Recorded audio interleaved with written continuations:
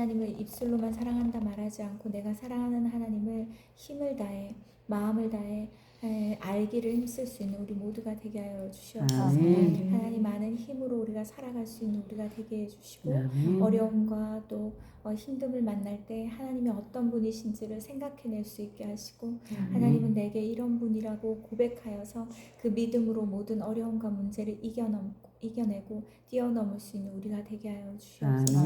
아버지께서 오늘도 우리와 함께 하시고 우리에게 가르치시고 각자에게 들어야 되는 모든 것들을 열어주시고 계시하실 것을 믿고 예수님 이름으로 기도드렸습니다.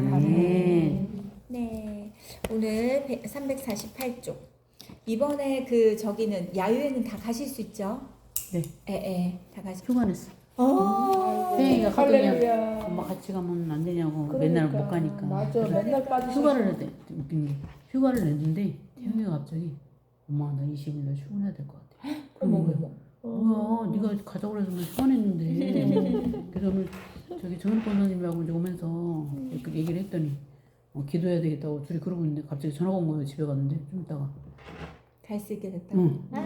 일이 취소가 돼가지고 변경이 된 거야. 우와. 그래서 기도했는데 아니 그 저번 주에 쿠키 만들었잖아요. 그래가지고 태양이가 막 애들이랑 막 챙겨주는 거 가지고 태양 엄마도 좀 챙겨드려야지 그랬더니 안 그래도 이거 엄마가 갖다 드릴 거라고 사모님이 챙겨다 드리라 그랬더니 안 그래도 아이고 예쁜 아들 그랬는데 아니 아들만 있으면 딸 같은 아들이 있다더만 진짜 태영이가 다 약간 그 딸로을 하고 되게 너무 이쁜 거 맞아요. 세심해져. 서운하지 않게 애들이 되게 좋아해요 태영이를. 맞아. 사랑을 많이 받아서 그러나 봐. 아니 그러니까 뭔가 처음에는 되게 어색해했는데 아이를 대하는 거 어색해하더라고요. 어린아이들 그렇게 좋아하지 않았대요.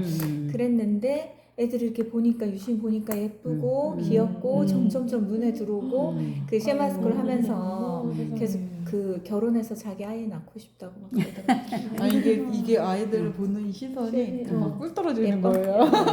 근데 또 애들은 대본 알잖아요. 자기를 진짜 이뻐하는지 그런 걸 아니까 애들이 계속 따르는 거예요. 그래서 지난주에는 갑자기 애들이 2층에 우글우글 있다가 갑자기 애들이 없는 거예요. 문은 다 열어놓고 애들은 없고 그래서 무슨 일인가 했더니 태영이가 다 데리고 아이스크림을 사주러 간 거야. 아이스크림 그걸 각자 골라라 해가지고 데려간 거 같아. 그러니까 애들이 좋아가지고 떼거지로 데려간 거예요. 그래가지고 그리고 아이스크림 하나씩 다 들고 오는 거예요. 그래서 내가 갑자기 너희들 없어가지고 깜짝 놀랐다 그랬더니 태영이가 집에 뭐 있으면서 진짜 이렇게 되게 귀한 것 같아요. 맞아. 촬영도 하고 하면서 진짜 꼭 그게 너무 감사해. 그대로 세민이도 애들 되게 이뻐해요. 아 그렇구나. 그러니까 얘기들 토요일에 엄청 좀 나오면 안 되나? 어려우면? 지금 기도하고 기도하고 있는데 아직 근데 좀 왔지 않았었어요? 왔다가 이제 안 오나? 이제 예배 이제 그 중간쯤에 끝날 때쯤에 이제 왔다 가고. 그러니까 내가 말하면은 약간 반감을 갖는데 일부러 이제 태영이한테 시켜. 네가 얘기해. 태영이가 얘기하면 들어. 그런 식으로. 이번에 부흥회 때 그 말씀 있잖아요. 세민이한테 들으라고 태영이 통해서 한번 이렇게 보내게 한번 해보세요. 근데 태영이가 뭐라 그러냐면 형을 보면서 자기를 보는 것 같아. 그 전에 저쪽에 살 때 대로 지네 형은 예배를 잘 왔는데 태영이가 지네 형처럼 난 생각을 안 나는데 그랬다는 그럴 거예요. 때가 있었구나. 여기 왔을 때도 언제 어떻게 될지 몰라. 여기 왔을 때도 진짜 형은 여기 안에서 대단하시다. 드렸는데 지는 저기 뭐지 주방에서 항상 예배를 드렸대요. 맞아 그랬어요. 맞아 그래. 핸드폰하고 맞아 완전 여기 앉아 형을 보면서 자기가 옛날에 그랬던 게 보여진다 그래서 엄마 그러면 참어. 소망이 있네. 기다려, 맞아, 참어. 그러니까 내가 그랬잖아. 기다려봐. 맞아. 기다려야 돼. 그래 나 기억도 안 나는데 그런 형들이 어느 때 어떻게 맞아요 할지 맞아요 모르기 하나님의 때문에 만지심 하나님의 주권에 달려 있어요. 우리가 맞아요. 기도할 때 그렇죠. 맞아요. 자, 하나님께서 변화시키지 못할 사람은 없습니다. 아멘. 자, 우리 말씀 같이 볼게요. 일단 사도 바울의 고백. 이게 뭐냐면 우리가 하나님 말씀을 깊이 해석하기 위해서는 이성, 지성, 오성 모두 동원해야 된다라고 하면서 여기 로마서 말씀이 있습니다. 깊도다 하나님의 지혜와 지식에 풍성하며 그의 판단을 헤아리지 못할 것이며 그의 길은 찾지 못할 것이로다. 하나님의 지혜와 지식의 풍성함을 인간이 헤아리지 못할진데 지식의 말씀의 은사를 사모하고 간구하지 않고서야 우리가 어떻게 모두에게 유익을 끼치는 성숙한 그리스도인이 될 수 있겠느냐. 그래서 우리는 모두의 유익을 위해서 지식의 말씀의 은사를 사모하고 구해야 된다. 지식의 말씀의 은사가 뭐라고 했습니까? 지식의 말씀의 은사와 지식의 은사는 달라요. 지식의 말씀의 은사는 뭐예요? 말씀을 이해하고 깨닫는 거, 해석하는 거, 요거예요. 이 보면 우리가 이제 오후에 묵상 나눔 모임을 하잖아요. 그렇죠? 예배를 드립니다. 그때에 보면은 말씀 똑같은 말씀을 보는데 그 말씀에 대한 해석이 굉장히 은혜로운 사람도 있어요. 요게 지식의 말씀의 은사가 열린 사람들이에요. 계시가 열린 사람들이에요. 그래가지고 그런 것들이 우리가 다 강구해야 되는 은사입니다. 강구해야 되는. 왜냐하면 말씀이 사실은 쉽지 않은 내용이기 때문에 이거는 계시가 없고 깨달음이 없으면 사실 나랑 연결하기가 쉽지가 않아요. 근데 그게 있습니다. 근데 지식의 은사는 그럼 뭘까요? 그냥 지식의 은사. 목사님이 한 번씩 얘기해 주셨는데 예언의 은사와 지식의 은사가 있다고 했잖아요. 예언의 은사와 지식의 은사는 다른 거라고. 근데 지식의 은사가 뭐라고 했는지 기억나세요? 예수님 전할 수 있는 그거는 이제 복음 그 전도의 은사인 거고, 뭐냐면 그 사람에 대한 정보를 하나님께서 가르쳐 주시는 이게 지식의 은사예요. 그 사람에 대한 정보. 그래서 나만 알고 있는 은밀한 것, 나만 누구도 알지 못하는 것을 그 지식의 은사를 가지고 있는 분이 딱 얘기를 하세요. 맞아. 그런 경우들이 있습니다. 그래서 그거를 딱딱딱 이제 집어서 얘기하는 경우들이 있어요. 그게 또 지식의 은사고, 지식의 말씀의 은사는 이제 이 말씀을 이해하고 깨닫고 해석하는 그런 은혜를, 지혜를 열어주신 걸 말합니다. 근데 이 은사는 하나님 앞에 우리가 구하면 주께서 주신다. 그래서 말씀을 볼 때마다, 묵상할 때마다, 통독할 때마다, 또 낭독할 때마다 계속 하나님 저에게 지혜와 계시를 열어주십시오. 제 생각으로 깨달을 수 없습니다. 인간적인 지식으로 깨달을 수 없습니다. 영적 계시를 열어주시고 오늘 하나님께서 나에게 말씀하실 레마의 말씀, 하나님 나에게 말씀하실 그것을 내가 보게 해주십시오라고 기도하는 것은 너무너무 중요합니다. 그래서 밑에 내적 은사 중에 세 번째 은사는 믿음이다. 믿음. 사람들은 은사로서의 믿음을 일반적인 믿음과 구별하여서 산을 옮길 만한 특별한 능력을 행하는 믿음으로 이해하려고 한다. 그런데 밑으로 두 번째 단락 보세요. 믿음은 성령님의 선물이고 즉 은사다 라고 되어 있어요. 자 보세요. 사실은 하나님이 세상을 창조하시고 인간을 창조하셨다는 걸 믿는다는 건 작은 믿음일까요? 큰 믿음일까요? 이건 되게 큰 믿음이에요. 그쵸? 큰 믿음이에요. 왜냐하면 그걸 내가 눈으로 본 적이 없으니까. 진짜 말씀에서 말하고 있는 걸 그대로 믿는 것이기 때문에 그건 결코 작은 믿음이 아닙니다. 맨 밑에 줄 보면 하나님께서 인간을 창조하셨다는 창세기의 말씀이 내가 믿어진다는 것은 어떤 겁니까? 진짜 귀한 믿음이에요. 그리고 오른쪽에 보세요. 오른쪽에 보면 내가 스님에 대한 이야기도 나오고 막 이렇게 나옵니다. 2, 4, 한 5번째 줄 보면 나는 성경을 읽으면 읽을수록 하나님의 존재와 사랑이 더 깊이 느껴지면서 감격스럽다. 이처럼 믿음은 선물이다. 수도원에 산다 해도 성령님께서 믿음을 선물로 주시지 않으면 성경을 아무리 읽어도 성경이 하나님 계심의 증거가 되지 못한다. 똑같은 수도원에서 열심히 하나님을 찾아도 어떤 사람에게는 도저히 하나님은 없다. 안 믿겨진다 하는 사람이 있고 어떤 사람은 바로 믿어지는 사람이 있어요. 저는 교회 목회를 하면서도 그런 사람들을 많이 봤습니다. 그래서 그리고 옆에 보세요. 그러므로 성경을 읽으면서 믿기 어려운 구절을 만나면 하나님 이 말씀도 믿을 수 있는 은사를 주십시오라고 간구해야 된다. 창세기 1장 1절부터 요한계시록 22장 마지막 절까지 모두 믿을 수 있다면 그는 정령 믿음의 은사를 받은 사람이다. 그래서 저는 성경 말씀을 처음에 볼 때 우리가 그냥 읽어도 믿어지고 그냥 알아지는 것도 있잖아요. 근데 모르는 것도 있단 말이에요. 그리고 의문이 드는 것도 있고 의심이 드는 것도 있습니다.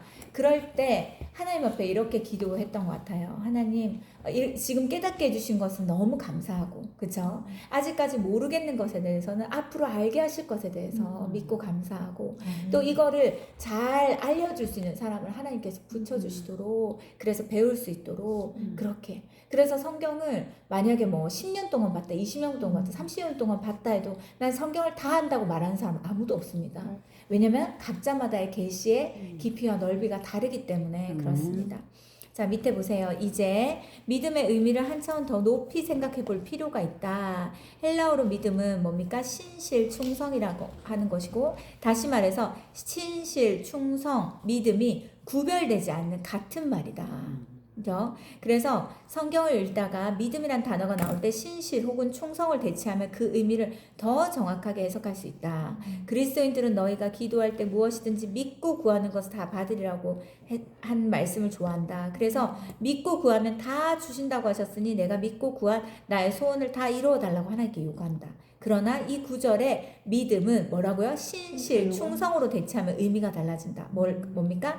신실하고 나서 구하는 것은 다 받으라. 충성되고 구하는 것은 받으라. 이렇게 말합니다. 그러니까 믿음은 그 믿는 거는 그냥 할 수 있지. 그럼 믿고 구해야지. 그럼 난 받겠지. 이게 아니라 하나님 앞에 너는 신실해라. 하나님 앞에 충성해라. 그 사람이 구하는 것을 받는 것이다. 이렇게. 그래서 신실과 믿음과 충성은 같은 말이다. 요게 그리고 이게 왜 이렇습니까? 신실한 사람은 절대 헛된 거 구하지 않습니다. 충성된 사람도 하나님께 충성된 사람인데 자기 욕망만 구할까요? 그렇지 않습니다. 그리고 그들에게 오직 주인의 뜻을 위해 더욱 신실하고 충성하게 대히 살기 위해서 기도할 것이다. 그래서 신실하고 충성된 사람의 기도는 모두 이루어진다. 네.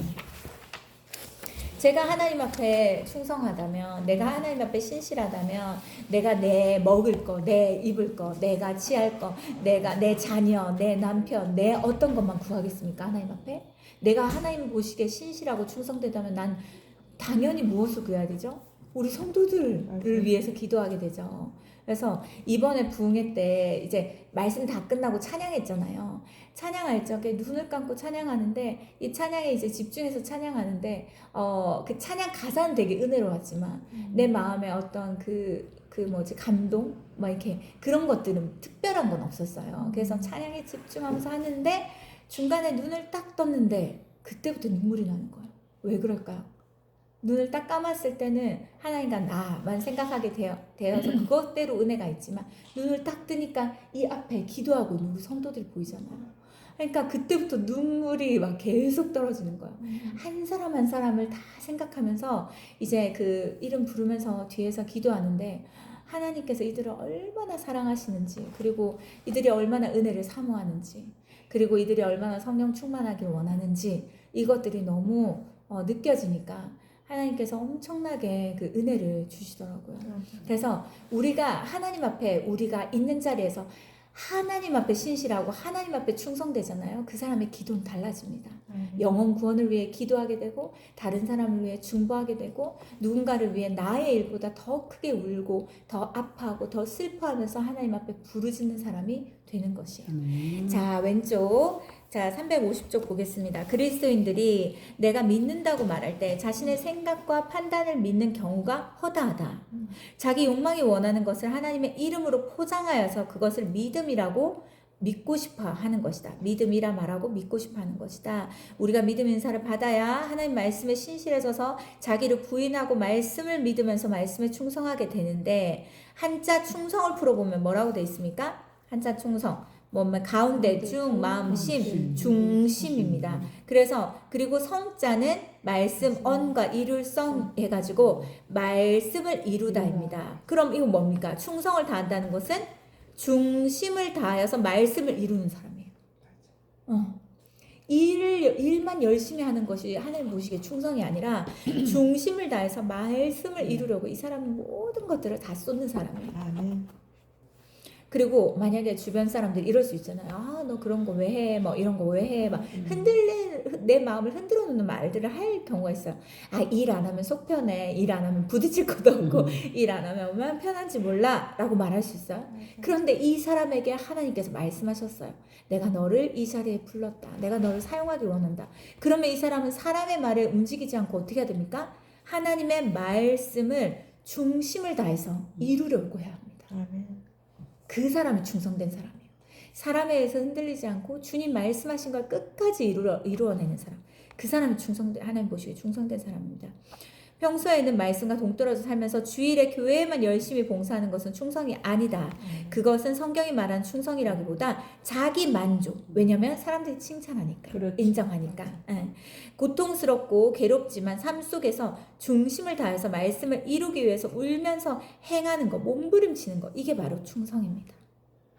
용서할 수 없는 사람 용서하고, 사랑할 수 없는 사람 사랑하고, 이해할 수 없는 사람 이해하고, 이것이 충성인 것입니다. 자, 밑에 보세요. 이 한 페이지는 중요하니까 다 한번 볼게요. 믿음을 뜻하는 헬라어는 파스티스라는 것은 입증이라는 뜻입니다. 입증. 그래서 믿음은 스스로 입증하는 것이다. 위에서 설명한 것처럼 하나님 말씀을 쫓아 신실하고 충성을 다한다면 그의 믿음이 어찌 그의 삶을 통하여서 입증되지 않겠는가.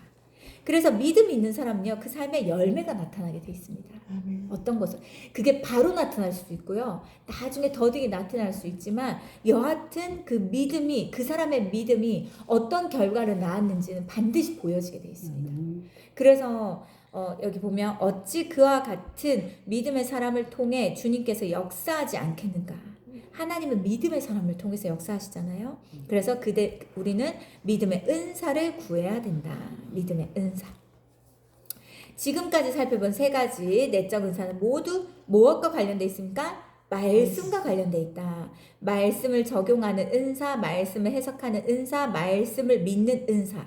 해석하고 믿고 적용하는 것. 요 모든 것들, 이 은사, 내적 은사는 무엇과 연관이 있다고요? 말씀. 그래서 내적 은사가 활발하게 일어나는 사람들은 말씀을 가까이 있는 사람들한테 일어납니다. 내적 은사가 모두 말씀과 관련되어 있는 이유는 하나님이 말씀이시기 때문이다. 그래서 우리는 내적 은사들을 통해 하나님과 내적으로 깊이 교통하고 외적으로는 하나님과 동행할 수 있다.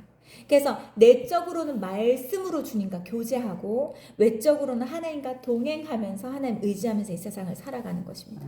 그것이 그리스도인의 삶이고 그것이 진짜 행복한 삶이에요. 믿음의 삶이에요. 그렇죠? 내적 은사는 구하고 사모할수록 성령님께서 더욱더 부어주신다. 성령님께서 말씀이신 하나님의 영이시기 때문이다. 하나님의 영이심으로 기도할 때마다 이 은사를 사모하고 구하는 것, 진정으로 하나님의 말씀을 쫓아 살고 싶다는 의지의 표현이다. 제가 이번에 이제 그분 강사에 오셨잖아요. 그분이 제가 이제 그 DTS 예수 제자 훈련 학교에서 이제 학생으로 25살에 서울에 갔을 때 교장 간사님이었어요. 교장 간사님. 그 애기들이 진짜 어렸는데 지금 신학생이 돼 있대요. 그래가지고 그러니까 몇 년 전, 20몇 년 전, 22, 3년 전이에요. 그런데 그때에 그 성령에 대해서 말씀을 전해주신, 우리가 성령 강사로 오셨잖아요. 그때도 그 제자훈련학교에도 성령에 대한 강의를 해주시는 분이 오셨는데 어떤 약간 굉장히 거룩해 보이는 분이었어요. 알고 봤더니 그때는 어려서 몰랐는데 다시 내가 식사하면서 물어보니까 예수원이라는 게 있어요. 태백에 보면 예수원, 수도원 같은 거예요. 그 얘기하셨잖아요. 거기서 많이 배우셨다고. 근데 거기에서 그 수도원에 그 이제 뭐 원장님이 계시다면 그 이름 뭐더라? 그때 말씀 전할 때 얘기하셨는데 잠깐 잊어버렸다.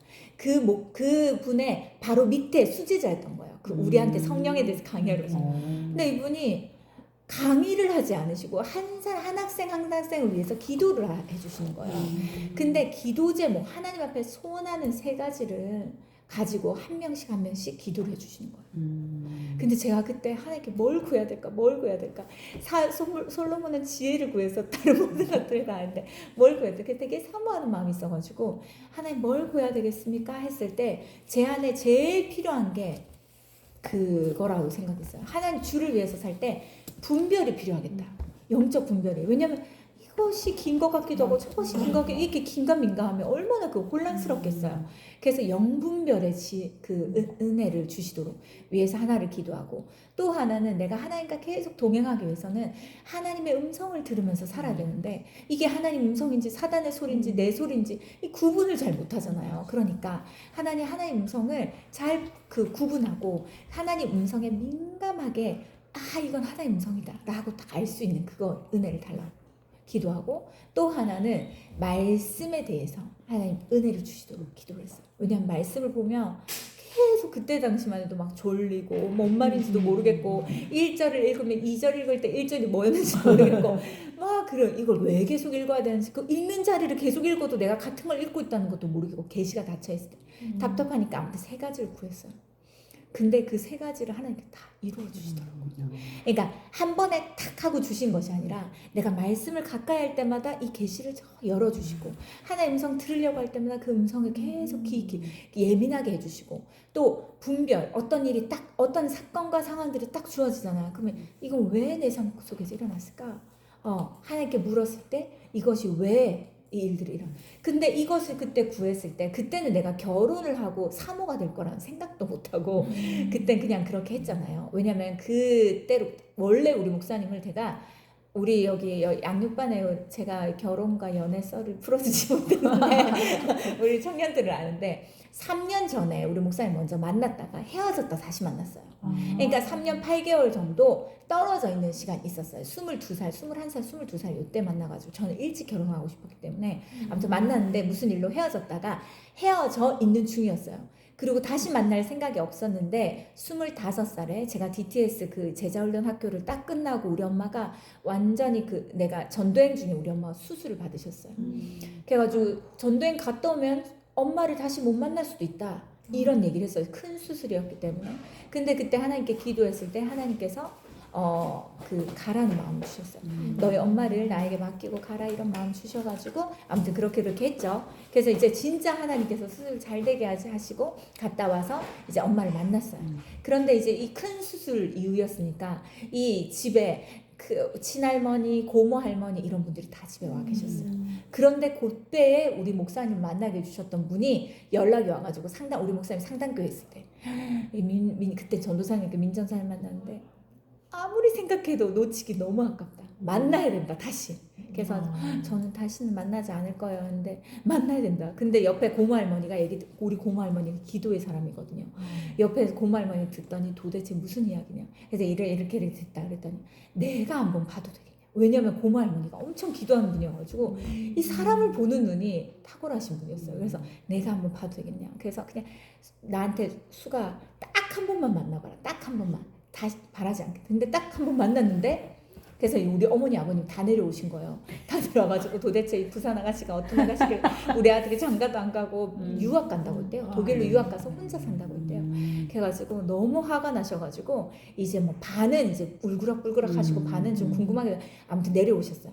그래가지고 딱 만났는데 이 사람을 놓치면 안 되겠다 생각이 그래서 아무튼 결혼이 되어졌어요. 근데 그때 진짜 중요했던 게 뭐냐면 어떤 상황과 어떤 것들이 있을 때 하나님의 인도하심을 굉장히 잘 듣기 이전보다 그전에는 이게 뭔 일인가 저게 뭔 일인가 나한테 왜 약간 세상 사람들 말로 왜 재수없게 이런 일이 생겼나 왜 이렇게 됐나 왜 이렇게 됐나 아무 생각 없이 그 모든 것들을 바라봤다면 이렇게 기도하고 나서는 이 모든 것들에 대한 하나님의 해석이 있는 거예요. 분별과 왜 이런 일들이 있는지 왜 이렇게 되는지 알고 봤더니 그 헤어져 있는 3년 8개월 동안 목사님도 목사님 나름대로 신대원 공부를 하시면서 엄청나게 하나님 안에서 치유되고 회복되는 시간이 있고 나도 이 DTS 안에서 엄청난 훈련이 있었고 그리고 제가 결혼을 해서 갑자기 사모가 됐잖아요. 3개월 만에 결혼했어요. 3개월 동안 일주일에 한 번밖에 못 만났어요. 난 부산이고 목사님 서울이었으니까.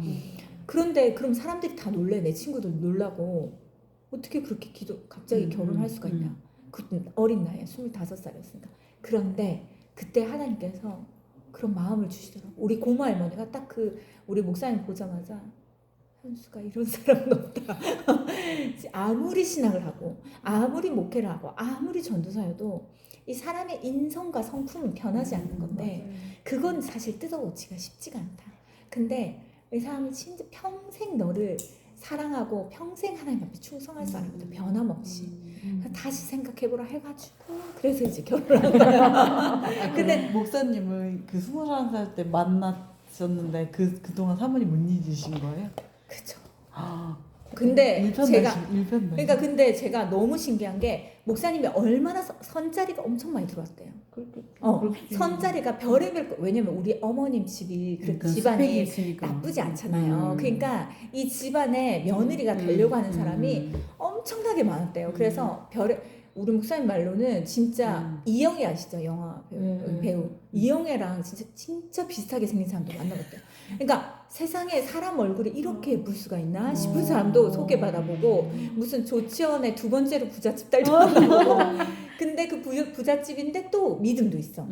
다 만나본데 근데 자기가 만났을 때 이 사람은 사모가 될 사람은 아니다라는 그런 생각만 계속 들더래요. 그래서 불편하고 아니다 마음이 어려운데 저 봐요. 전 아무것도 내세울 게 없어. 집도 가난하지 내세울 스펙도 없지 가난하지 또 엄마는 병들었지 수술했지 뭐 집안도 아무것도 내세울 것도 없고 근데 우리 목사님이 저를 계속 마음에 두고 계신 거예요. 그 하나님의 인도하심이었던 것 같아요. 해가지고 아무튼 그랬는데 우리 목사님 딱 만났을 때 너무 많이 제가 봤을 때는 평생 믿고 의지하고 살 수 있겠다 이런 확신이 들더라고요. 그러고는 바로 결혼했어요. 그랬는데 제가 그것을 구했을 때 내가 사모가 되고 이 사역자의 길을 갈 거라는 건 전혀 생각지 않았잖아요. 그걸 알기 전에 구했단 말이에요.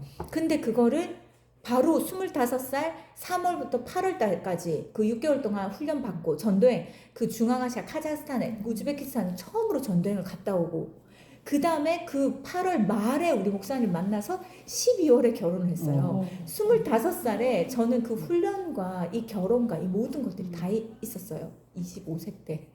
지금 생각해보니까 예진이가 지금 26살이더라고요. 그러니까 엄청 그리고 26살에 의기를 가지고 27살에 의기를 낳았어요. 그리고 29살에 낳고 32살에 또 혜인이를 낳고. 그러니까 30대 몇 살 때 오신 거예요? 청주에 25살. 여기 그 기름교회 하실 때. 아 드림교회 혜인이가 저기였으니까 혜인이가 08년생이거든요. 혜인이 6개월 때 태어나서 6개월 때 여기 드림교회 개척했어요. 그러면 거의 09년생 09년도에 왔어요.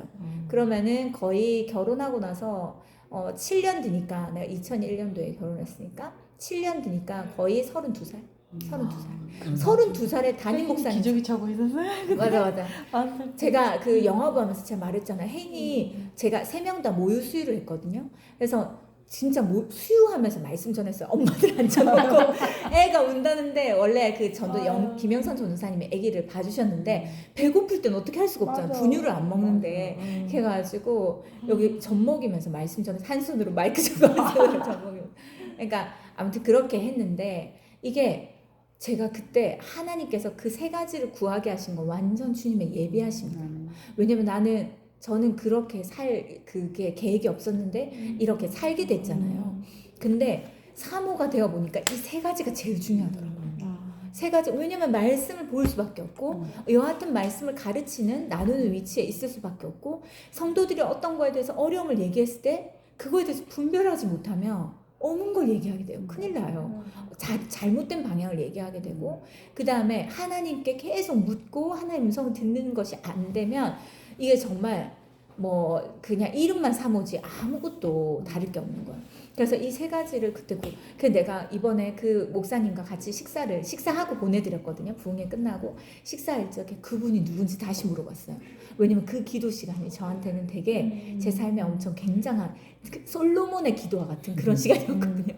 그랬더니 알고 봤더니 엄청난 사람들은 그때는 몰랐는데 그래가지고 아무튼 그때 되게 유익이 있었다. 그리고 그걸 하나님께서 조금 열어주셔서 내가 이 사역을 감당할 수 있게 되었다. 이런 얘기를 이제 같이 했습니다. 그래서 이 3가지는 우리 모두 다 구했으면 좋겠어요. 이번에 부흥회 때 말씀 그때도 그 얘기했잖아요. 뭐가 중요하다고 그랬죠? 균형과 분별이 중요하다고 했어요. 균형이 깨져서도 안 되고 분별이 안 되면 그 신앙생활은 엉망진창이 됩니다. 얼마나 혼란스러운지 몰라요. 그래서 우리가 계속 구해야 되는 것이 균형과 분별이에요. 그래서 제가 성도들과 어떤 걸 대화하잖아요. 그리고 무언가에 대해서 뭐 얘기를 해요. 그럼 저 속으로 계속 주님께 기도해요. 하나님 어떻게 말해? 주님이라면 어떻게 말하시겠습니까? 이런 것들을 계속 해서 하는 거죠. 또 오른쪽 보겠습니다. 고린도전서가 말하는 외적인 은사가 또 있습니다. 지금까지 내적인 은사는 우리가 사모해야 됩니다. 그렇죠? 사모하고 하나님 앞에 간절히 구해야 됩니다. 자, 외적 은사가 고린도전서 12장에 나옵니다. 어떤 사람에게는 한 성령으로 병 고치는 은사를, 또 능력의 마음에 예언하는 은사, 영들 분별하는 은사, 각종 방언을 말하는 은사, 방언을 통변하는 은사, 이렇게 있습니다. 자, 첫 번째 외적 은사는 무엇입니까? 병 고치는 은사. 병 고치는 은사에 대해서는요, 자, 우리 새신자반에서 다루었는데 유의해야 할 사항들을 보겠습니다. 유의해야 할 사항들 보시면 뭐가 있냐면, 밑에서 2, 4, 이렇게 7번째 줄 보면요, 이 병 고치는 은사가 은사를 가진 사람들이 뭐라고 얘기하냐면, 나 무슨 병이든 다 고칠 수 있어라고 이야기합니다. 그리고 만약에 병이 고쳐지지 않으면 뭐라고 말합니까? 믿음이 부족해서 병이 못 나았다, 이렇게 얘기합니다. 그런데 성경에서 말하는 신유의 은사, 이 신유의 은사, 병 고치는 은사는 그런 게 아닙니다. 상대방의 믿음의 여부에 상관없이 나타나는 겁니다. 그렇다면 부흥사나 목사는 신유의 은사를 받지도 못했고 또 이것을 성경적으로 제대로 알지도 못한 사람입니다. 그래서 신유의 은사는 하나님께서 병원과 의술 그리고 의학이라는 은사를 우리에게 주시기 전에 강하게 나타났다. 이게 뭡니까? 병원이 생기기 전에 강하게 나타났다는 거예요. 의술이 생겨나기 전에. 그래서 옆에 보면 지금도 아프리카처럼 병원이나 약국이 없는 곳에서는 선교사를 통해서 신유의 은사가 강하게 나타납니다. 그래서 일단 신유의 은사가 어떻게 정리하면 될까요? 상대방의 믿음에 상관없이 은사적인 믿음을 가지고, 신유의 은사를 가지고 은사적으로 가지고 있으면 반드시 고쳐진다. 이게 바로 신유의 은사다. 그 다음에 두 번째, 2, 4, 네 번째 주 보면 둘째, 하나님께서는 자신의 병을 치유해 주시지 않았다면 신앙의 실패자로 인생을 마감하는 사람들이 있다. 병이 치유되지 않았으면 난 실패했다. 난 신앙이 실패했다로. 근데 이게 참 안타까운 일이다. 병은 무조건 나쁘기만 한 것은 아니다. 병이 주는 유익이 있다.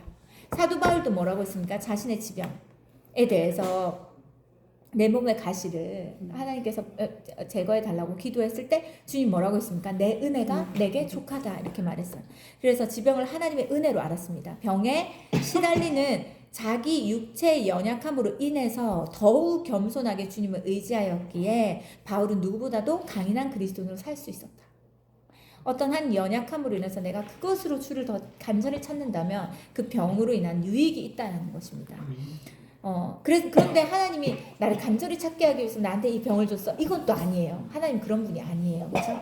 2, 4, 세 번째 줄 내려가면 병에 걸렸기에 인간은 비로소 하나님 앞에 겸손해진다.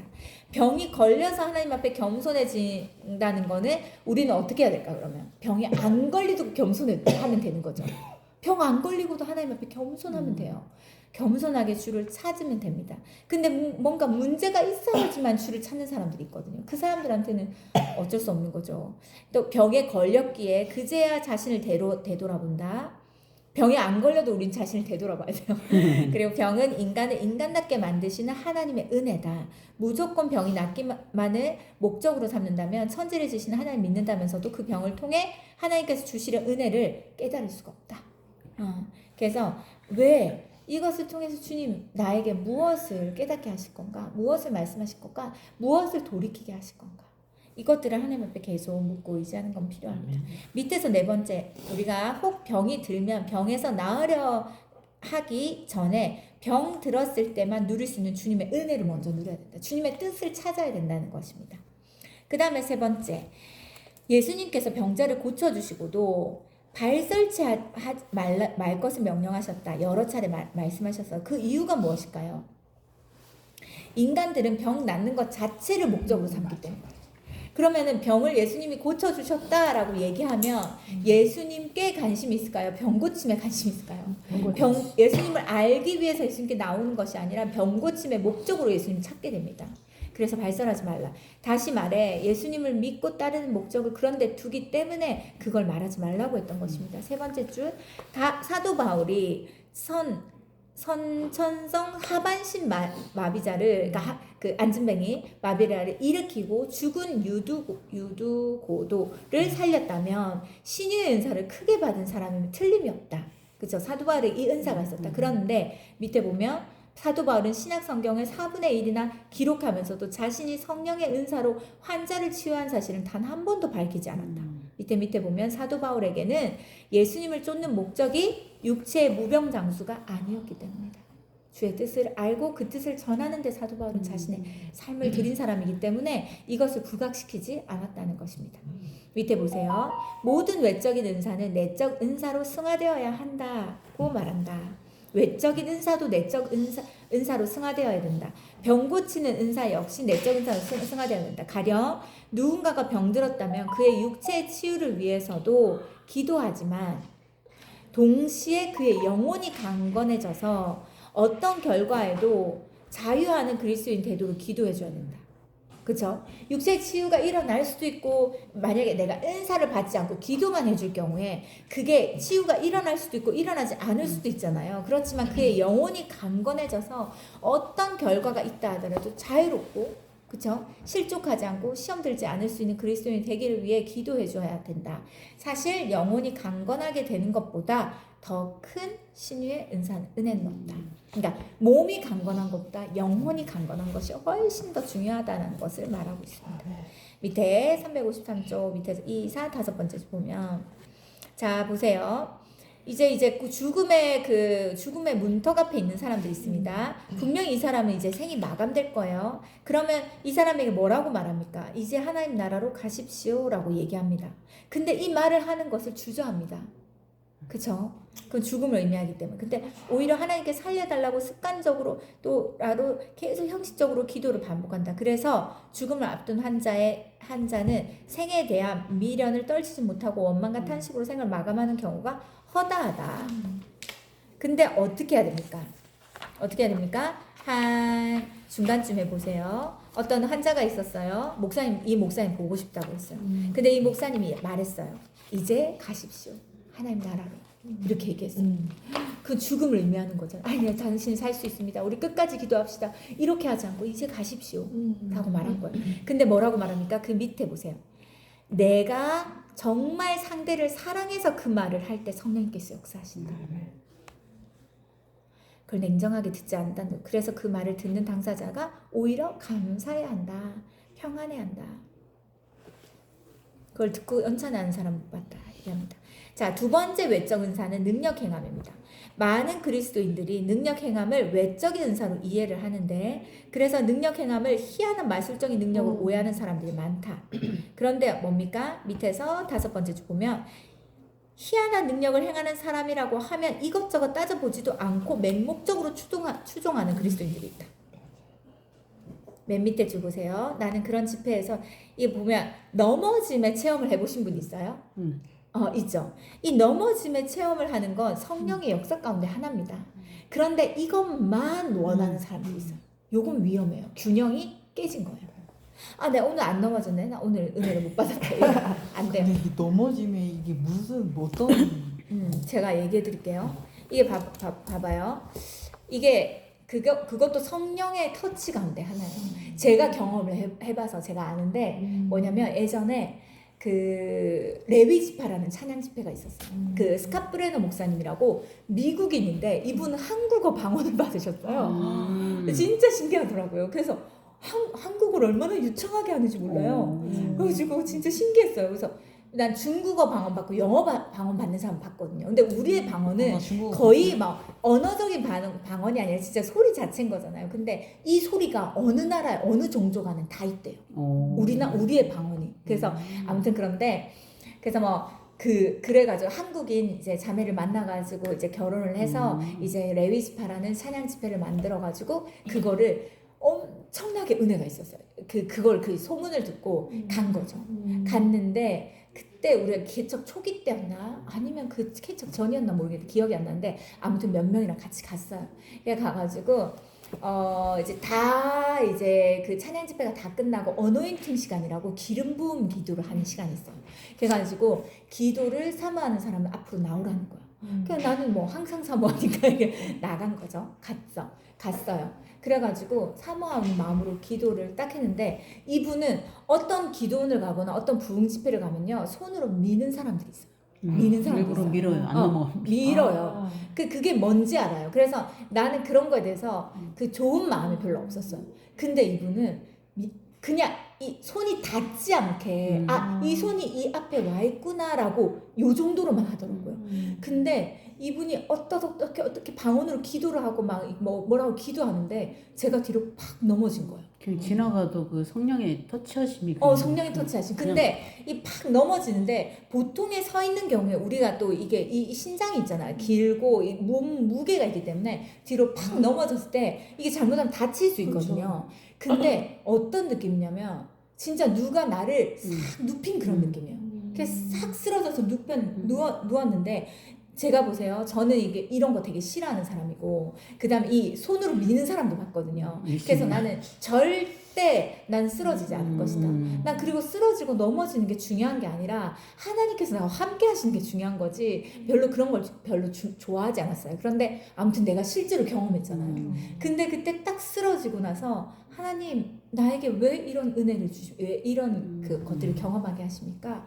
하나님께서 이것이 성령의 역사 가운데 하나이고 이것이 하나님의 일하심 가운데 하나인 거에 대해서 내가 존중하고 그것을 무시하거나 뭐 이렇게 낮게 생각해서는 안 된다라는 거에 대해서 가르쳐 주시더라고요. 그래서 이런 것도 있구나 라는 걸 알게 됐어요. 근데 제가 그때 누워가지고 그 강대상 위였는데 누워가지고 주님이 저에게 말씀하시는 거예요. 한 번도 생각해보지 못한 걸 주님 말씀하시는 거예요. 뭐냐면 저한테 제가 그랬어요. 하나님 앞에 하나님 제가 주를 위해서 살고 싶습니다. 이런 기도를 했어요. 하나님 내 인생 전체를 주님 앞에 드려 하나님을 위해서 살고 싶어요 라는 기도를 했어요. 근데 주님이 저에게 딸아 내가 너의 소원을 알고 있다. 너의 기도를 내가 들었다. 그리고 뭘 말씀하죠? 우리 엄마 얘기를 하시는 거예요. 내가 엄마에 대해서 기도를 하거나 소원한 적이 없거든요. 그래서 저희 엄마가 50세에 돌아가셨어요. 그래서 일찍 사실 돌아가신 거잖아요. 그러니까 네가 딸아 내가 너의 엄마를 통해서 받지 못했던 그 영광 내가 너의 엄마를 사용하지 못했던 그 시간만큼 내가 너의 인생에 두 사람의 인생만큼 내가 너를 사용할 것이다. 이렇게 말씀하시는 거예요. 나는 그때 그런 거는 처음으로 들어봤어요. 엄마랑 나를 연결해가지고 주님이 말씀을 해주시는 건 처음 들어봤어요. 제가 그때 누워가지고 얼마나 울었는지 몰라요. 제가 25살에부터 이 사모의 삶을 살면서 얼마나 많은 사람들을 만나 많은 것들을 많은 주의 일들을 했겠어요. 근데 항상 사모 모임을 가도 어디를 가도 항상 제일 어려. 그리고 뭔가 우리 교회는 작았지만 항상 많은 것들을 해왔어요. 맞아요. 이 교회가 작았지만 뭔가를 항상 해왔어요. 그러니까 활발하게 무언가를 사역을 했었어요. 항상. 근데 하나님의 그 뜻이 있었더라고요. 너의 엄마의 그 인생에서 너가 엄마의 삶이 하나님께 더 영광이 되고 하나님께 더 쓰임받기를 원했던 큰 마음을 내가 알고 있는데 내가 너의 인생에서 그 모든 것들을 다 받을 것이다. 그러니까 내가 너의 인생을 통해서 내가 영광 받을 것이고 영화롭게 될 것이다. 그래서 제가 그때 엄청 많이 울면서 그래서 하나님께서 나를 이렇게 바쁘게 사용하셨구나. 나를 이렇게 쉬지 못하도록 이렇게 사용하셨구나. 그리고 그 시간이 난 되게 행복했거든요. 힘들었어도 몸이 부셔질 만큼 힘들었어도 되게 행복했어요. 그래서 저는 지금도 무언가를 할 때에 지금은 몸이 안 따라주는 경우도 되게 많지만 그것에 대해서 그 하나님 앞에 불평이 있거나 사역이 왜 이렇게 많아요? 뭐가 왜 이렇게 많아요? 막 왜 이렇게 부담스러운 사역들이 많아요? 이런 것들을 하지 못한 이유, 이런 말을 하지 못한 이유가 그때 그 마음을 주님의 마음을 듣고 받았기 때문이에요. 그래서 더 열심히 그러잖아요. 누가 일찍 돌아가시면 그 사람의 목까지 내가 살아내야지 이러고. 근데 하나님께서도 저한테 그래서 제가 그때 그런 경험을 했어요. 그 다음에 두 번째였어요. 두 번째 또 그 집회가 또 두 번째 있어요. 그게 같은 집회였는지 다른지는 모르겠어요. 그랬는데 내가 한번 얘기했을 거예요. 그때는 교회 사람들 데리고 갔던 것 같아요. 교회 사람 데리고 갔는데 이제 그 서울 사람들이 엄청 일찍 오니까 지방에서 온 사람들 다 2층으로 가는 거예요. 그게 다 2층으로 갔어. 그래서 되게 안타깝다. 이제 사모하는 마음이 있으니까 안타깝다. 근데 뒤에 있는데 아니나 다를까 또 기도 사역을 하는 거. 그래서 내가 또 속상한 거, 우리 성도들 기도받게 해야 되는데 은혜받게 해야 되는데 속상해가지고 일단 성도들을 데리고 내가 앞장서가지고 밑으로 쫙 갔어요. 갔는데 이제 막 갔는데 터널을 거기서 이제 사역을 하시는 분들이 이 터널을 다 만들어가지고 두 줄을 쫙 마주보고 서 있는 거야. 그리고 그 앞을 지나가게 하는 거야. 그리고 이분들이 터치를 하시는 거야. 터치하면서 축복하는 거야. 축복하면서 이렇게 터치. 왜냐면 사람들이 너무 많으니까 한 명 한 명을 할 수가 없잖아. 그러니까 그게 터널이 돼서 그 앞을 지나가게 하는 거야. 근데 이제 나중에 들은 건데 우리 정 목사님은 그때 간사였어요. 신학도 안 하고 간사였었는데 불편했대요. 우리가 2층에 있는 사람도 배려해주지. 2층에 있는 사람 맨 나중에 와가지고 이렇게 하는데 우리한테 은혜가 있을까 이렇게 생각했대요. 근데 저는요 좀 이 성도들에게 은혜 받게 해야 된다라는 이게 되게 강해서 그런지 약간 영적인 극성 엄마같이 그래가지고 빨리 오라고 그래가지고 붙으라고 해가지고 막 이렇게 했어요. 그리고 하나님께 기도했어요. 하나님 우리가 끝에 나중에 이것을 지나가게 되지만 우리에게 주실 은혜를 달라고 기도했어요. 우리에게 나에게 예배하신 은혜를 달라고 그 기도하고 거기를 지나갔는데 어떤 목사님이 진짜 딱 이렇게 탁 쳤어요. 그러니까 뭐 많이 친 것도 아니고 뭐 토닥거린 것도 아니고 그냥 탁 쳤는데 제 안에 여기 안에서 이 심장에서부터 이 뒤까지 엄청 시원해지는 거 있잖아요. 그 뭐라지? 쿨링 그 파스 같은 거 붙이면 확 이렇게 되는 거 있잖아요. 그거와 비교 안 될 만큼의 시원함이 이 내 가슴과 이 등을 확 이렇게 뚫어버리는 거야. 이건 뭐지 또? 내가 성령의 불은 경험해봤거든요. 방언으로 기도하고 이러면서 뜨거움은 제가 많이 경험해봤는데 뜨거움과 진동 이런 것도 경험해봤는데 이건 또 처음 경험해본 거야. 하나님 또 이건 뭡니까? 그랬더니 말씀해 보니까 성령의 생수, 성령을 물로도 표현하더라고요. 그러면서 그리고 우리의 영혼을 시원케 하고 뭐 이런 것들 그런 표현들이 있는 거예요. 그게 이런 거구나. 근데 그게 영적으로도 일어나지만 우리의 육으로도 하나님께서 경험하게 해주시는. 그래가지고 제가 그런 걸 체험하게 됐어요. 그래서 제가 그걸 다 하고 나서 막 간증을 했죠. 그래서 처음 신기한 경험을 했다.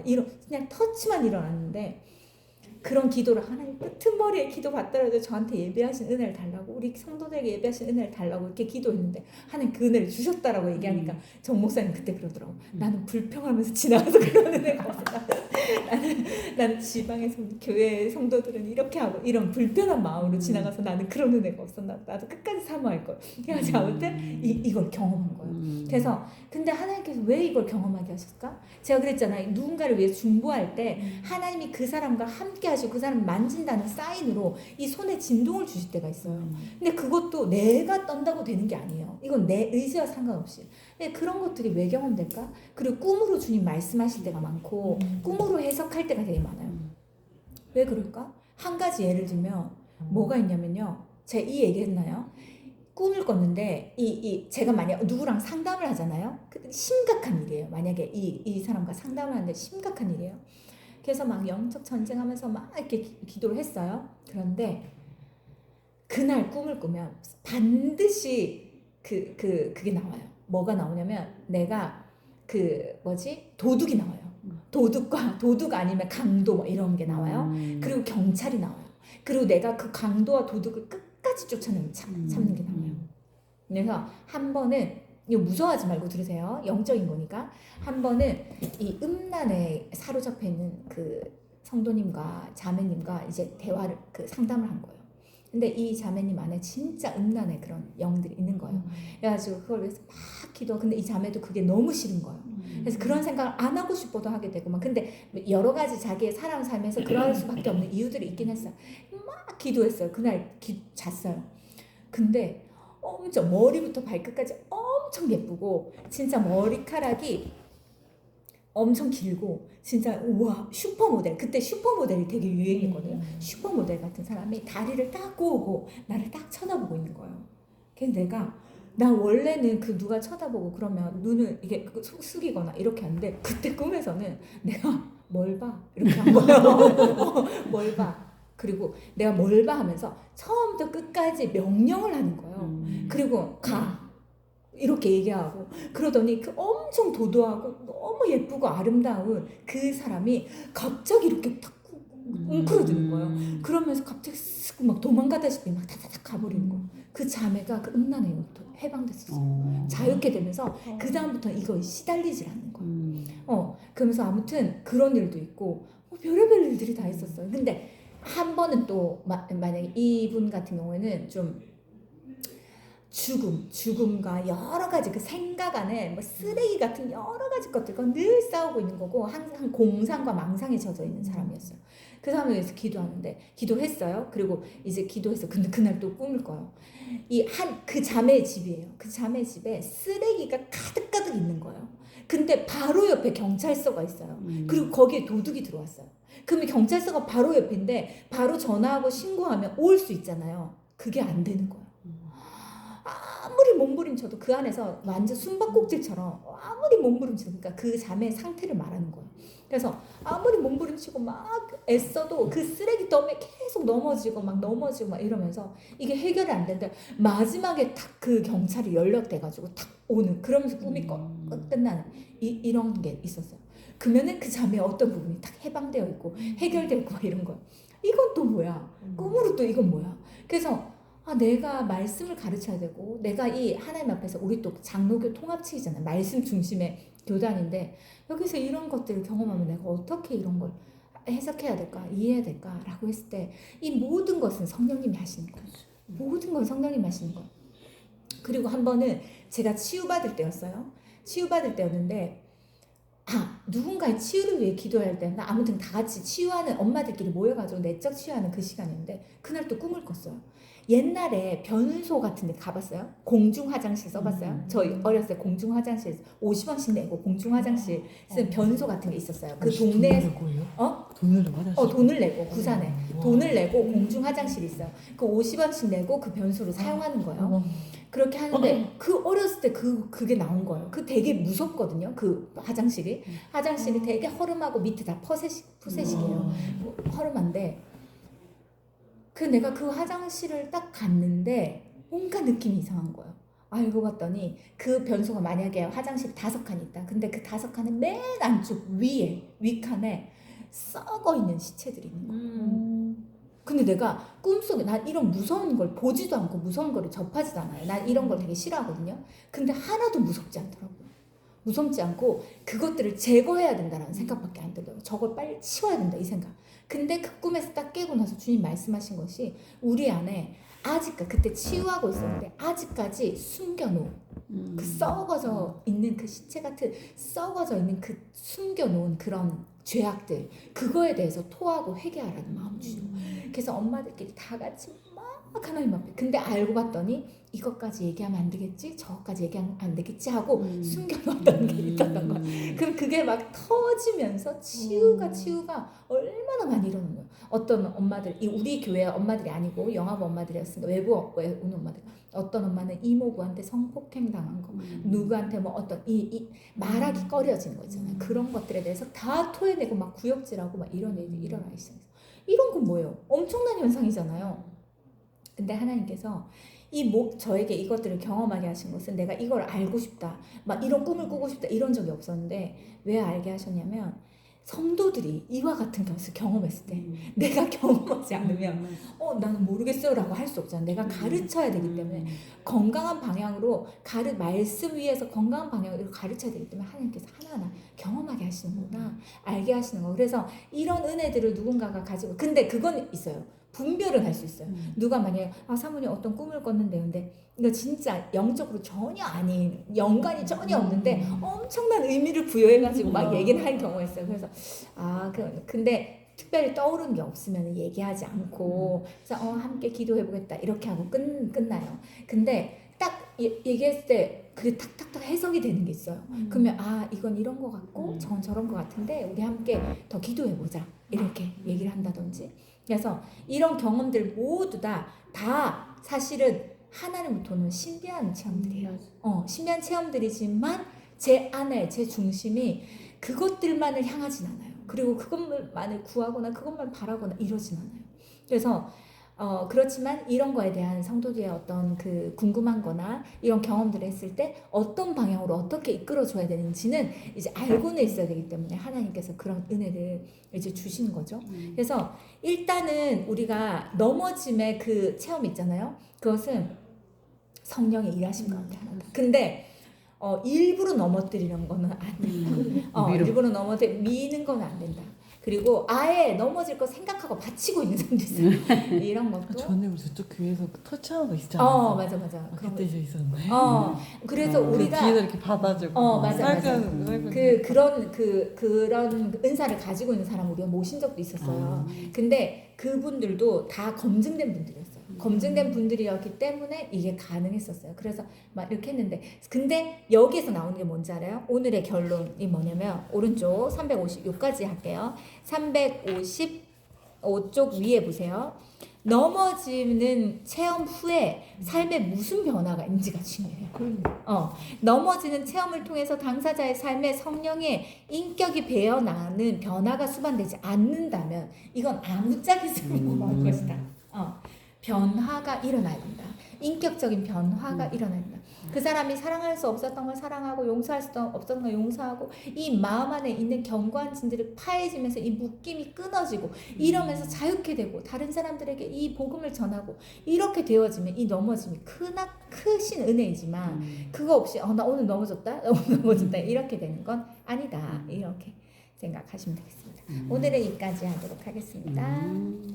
우리가 이제 11월 달에 다니엘을 시작합니다. 그죠? 다니엘 기도회가 11월 1일부터 21일까지 이제 진행이 됩니다. 그래서 지금 수요일이 2번이 남았어요. 2번이 남았는데 다음 주와 그 다음 주에 해서 한 번은 우리가 조금 일찍 만나서 좀 마지막 교제도 좀 하고 또 만약에 진도가 좀 더 나가야 되면 또 더 보충하고 이렇게 하려고 해요. 이 두 날 중에 어느 날이 좋으세요? 23, 30.